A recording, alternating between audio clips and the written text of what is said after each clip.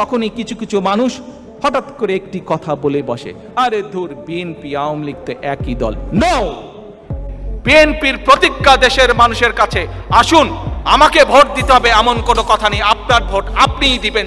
এবার বিদেশে বসে উপদেষ্টা নাহিদ ইসলামকে চরম শিক্ষা দিল বিএনপির কর্ণধার তারেক জিয়া। গত দু-এক দিন ধরে দেশের অসঙ্গতি পরিস্থিতি নিয়ে কথা বলতে গিয়ে তারেক জিয়া বলেন, যে দেশের রাষ্ট্র পরিচালনায় মূর্খরা দায়িত্ব পায় সে দেশে এর চেয়ে ভালো পরিস্থিতি আশা করা বোকামি।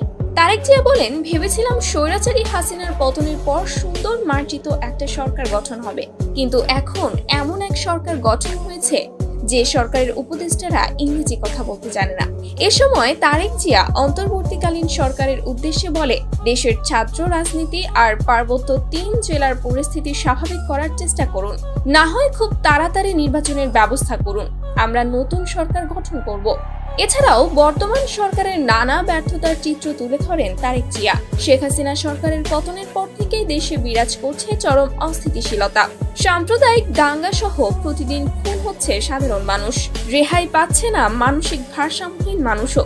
অন্যদিকে পার্বত্য চট্টগ্রামে পাহাড়ি আর বাঙালিদের মধ্যে চলছে নানা সংঘাত, যার কোনো কিছুই নিয়ন্ত্রণ করতে পারছে না অন্তর্বর্তীকালীন সরকারের উপদেষ্টারা। দেশের এমন সংকটহীন মুহূর্তে খুঁজে পাওয়া যাচ্ছে না ডক্টর ইউনূসকেও।